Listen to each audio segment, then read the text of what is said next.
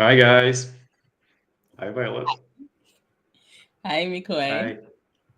Welcome everyone. It's great to see you. It's the seventh episode in a row of our table talk with Tequma or talk table with Tequma, as ever you wish. So quick applause to all of us that we are still here and we are still talking about Salesforce, sharing our knowledge, analyzing all the challenges that we have in front of us.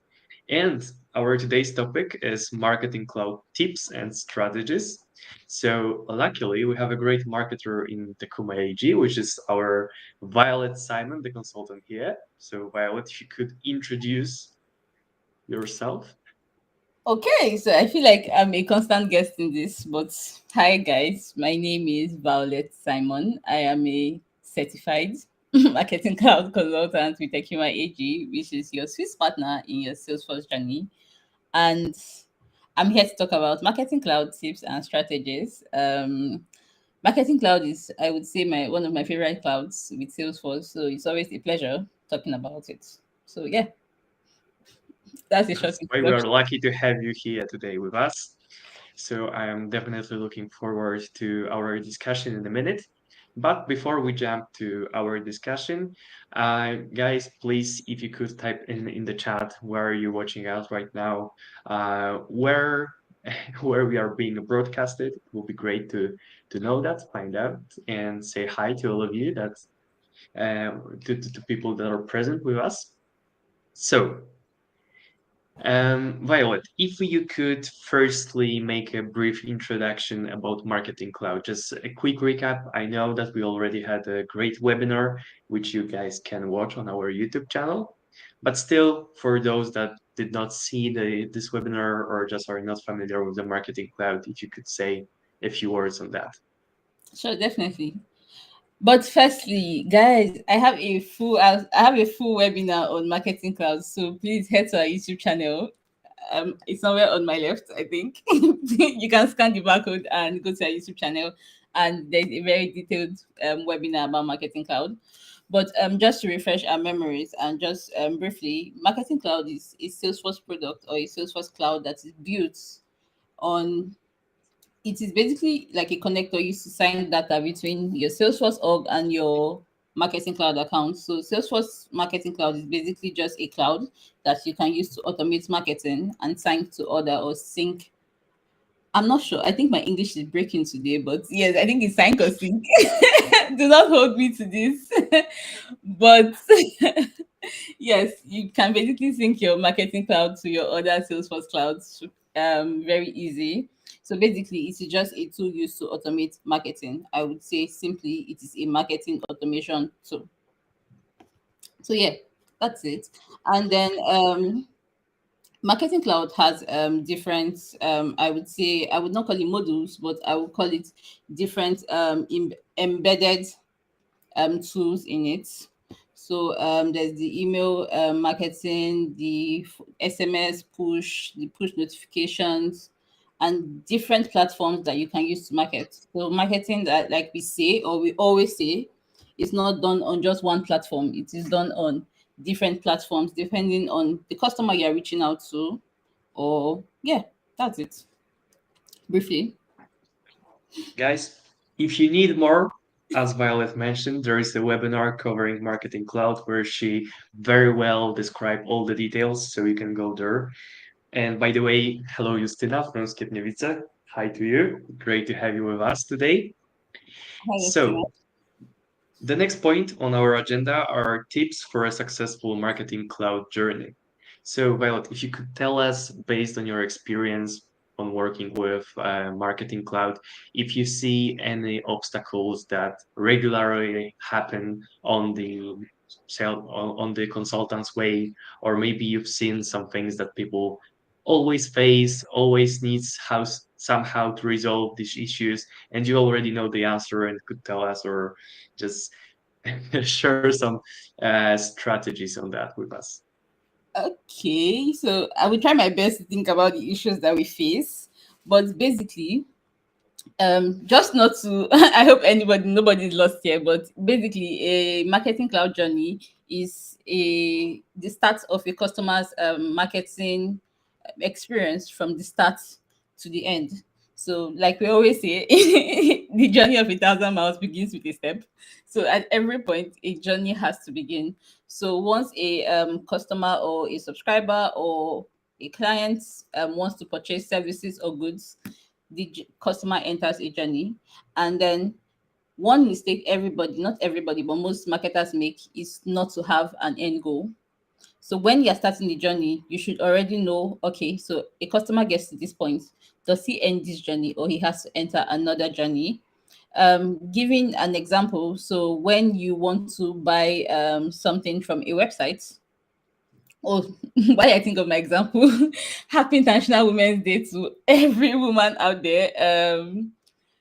Hopefully we not hopefully I know we'll keep breaking boundaries and doing all the great things in tech and outside tech.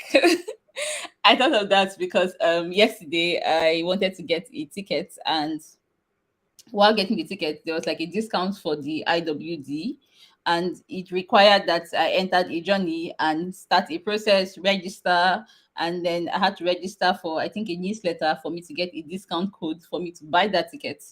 So once I bought that ticket, it was left to the marketer to decide if that was the end of the journey for me. But instead, they took me to another event that was happening next year, and I was like, okay, I'm about to start another journey. And yeah, so at at every point, it's very essential to have an end goal. And then, secondly, it is very important. I cannot stress the importance of personalization. Every customer is different. What I want to see on my end is different from what Miko I wants to see or what other people want to see. So, like yesterday, I'm sure every person or every girl would want to see something related to the IWD, and everyone basically, and there are people that have other interests. So you have to know your customers, know what they're interested in at every point.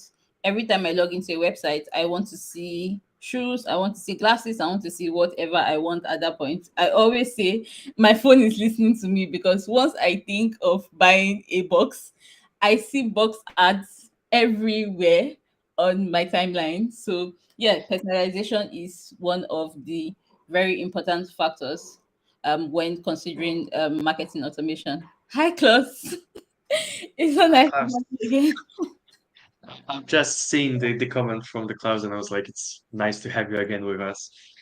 So, well, journey, I completely understand what you mean by that, and I think you explained it very well. But the first question that I have in my mind is that when we create a journey, we create it based on some assumptions about our targeted customer, right? But Yeah. sometimes it may happen that one journey is better than the other. So, is there any way to test journeys? Maybe A/B testing. Could you elaborate on that? Just give us a few examples or tips on that. I think that's something that everyone is interested in because eventually we are looking for the best results, right? On creating journeys and interacting with the customers. So Definitely. So when starting a customer journey, or when, for example, you have 100 customers entering a journey, most times it's always advised to actually split these customers into two different journeys. So they are going on the same path, but you want to test out two different ways to reach this customer. So you can say, okay, so I'm going to try A for this customer and try B for this customer. So they are going on the same path, but they are seeing different things. So for that, for we actually call it A/B testing too in Marketing Cloud. But for that, it's always advised to use random selection, because most times you just put customers in a journey and you're like, okay, so I'm going to segment these customers based on this or based on that. But from my experience, it's always good to use random selections, because you actually do not know at that point what that customer wants to see. So put a customer on the same path in different journeys.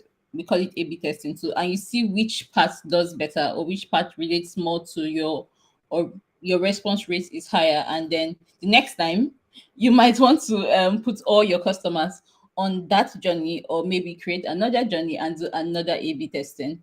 But the end goal of the A/B testing is to ensure that your response rate to see which response rate on each journey is higher. So it's like on the same journey but different parts.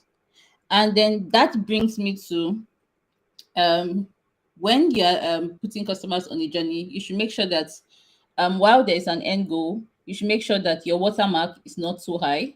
So so you put a customer on a specific journey, you should give room for errors. Let's say you say this customer has to buy 10 things to continue on this journey. Maybe you can take it down to five, so you have more customers on that same journey instead of customers dropping off at the beginning of a journey or when a journey starts. Because even if you want to reach an end goal, you want to get to as many people as possible, yeah, while maintaining your marketing journey. So yeah. So I think that's a very valuable tip for all of us. So if you wonder how to test different journeys and decide which one is more effective, and then compare it again with the new one, then A/B testing is something that you will be certainly interested in. So Vela, since we have a few minutes left, could you just tell us, I don't know, a few examples, what could be included in a journey? What are the milestones on a journey, and what do you think is very important to be added into the client's journey? What do you always place there? Well, for me, I think what I always place in the journey is different medias to reach the clients. I think that is very important. So I always try to do emails and try to do SMS and try to do push notifications, because like I always say, you never know until you try.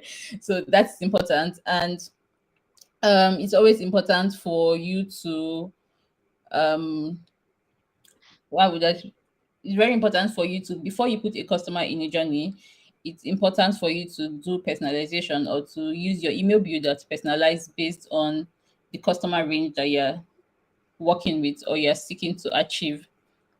So that's important. So I always try to personalize first, try to reach out on every platform. And then once I create a start to start a journey, I always create an end. That is the first thing I do.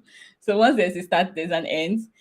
And then when I am doing that, before I send out to different clients, I always try to do a test within I would say I use people in my I use people like you. I use people in Tequma to do testing to make sure that what I am sending out to clients is what I want them to see. So it's very important to do a test send before you put the client on a journey to see how they are going to do. So yeah, a test send is very important. So I Yeah, I think received lots of different emails from you. I'm sorry. I just, you know, don't I try not to be bothered anymore. it's it's just another message from Violet. So, well, if you could help me with the last point of our agenda, which is summary and conclusion, just maybe three most valuable bullet points from our presentation. So probably I would say if we think about marketing cloud, personalization, and interaction on various platforms, many different communication channels with our customer. Yeah. A/B testing, right? Yes. The third point has to be from you. Okay, it's like 2 points from me. I think that's a lot. I think our third point should be I think everybody should get on the marketing cloud train or to encourage their companies to start using marketing cloud. And which brings us to the point that you should reach out to us if you need marketing cloud advice, because I think that is like the main point you should get from this webinar.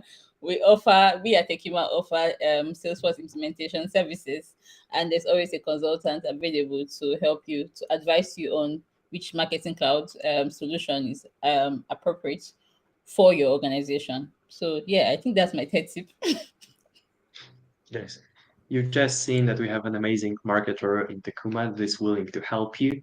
If you are not ready to interact with us directly, we are running our social medias on LinkedIn, Instagram, and YouTube. So you can always visit us there. And for example, watch our webinar.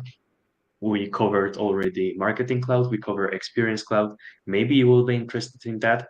And Violet, I guess we are meeting next week on another episode. So Yes. it was pleasure to have you. Thank you for introducing us to the Marketing Cloud again and sharing some tips with us. So it was a pleasure as always. Thank you. Thank you, guys. Thank you, Phil. Thank you, Mikoi. See you next week. Thank you.